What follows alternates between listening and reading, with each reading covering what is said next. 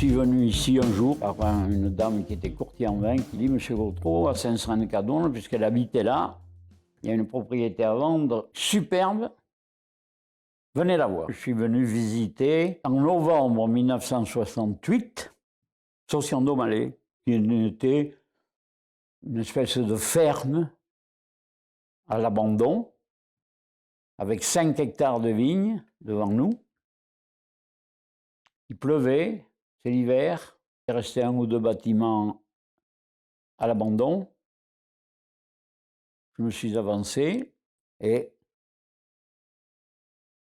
par l'effet de je ne sais quoi, un rayon de soleil à travers les nuages est venu éclairer la Gironde. Un coup au cœur, je rentre chez moi et je dis à ma femme, je vais acheter une propriété en Médoc. On disait à l'époque qu'il y a 3 façons de se ruiner. Une danseuse, c'est peut-être toujours le cas, un cheval de course ou une propriété en Médoc. La troisième étant la plus sûre et la plus rapide. 69, première récolte à Saucian-d'Aumalais, vin correct, sans plus. Arrive 70, on a déjà un peu de recul et on fait un 70 remarquable, confirmé par certains négociants bordelais de l'époque. Je suis tombé sur un terroir de grande qualité. J'ai pu acquérir des vignes, des terrains, peu à peu, et en 2014, j'arrive avec 85 hectares de vignes au lieu de 5. J'ai pu, dans le monde entier ou à peu près, faire voir qu'on faisait des vins à Saint-Sren-de-Cadonne sur un terroir de très grand niveau. Beaucoup en sont persuadés aujourd'hui.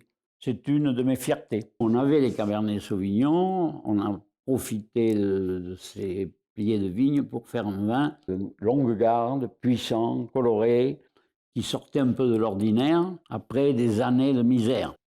Le critère absolu de vente des vins de Bordeaux, c'est le nom. Vous avez beaucoup plus aujourd'hui, c'est très cher, mais beaucoup plus d'acheteurs potentiels dans les Latour, les Lafite, les Château Margaux, etc., qu'un cru que personne ne connaissait en 68 à Saint-Sren-de-Cadonne.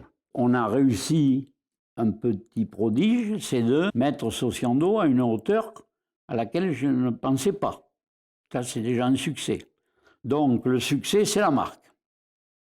Saucian-d'Aumalais. Jean Gautreau, vu son âge actuel, a un petit rôle à jouer, mais enfin, n'exagérons rien.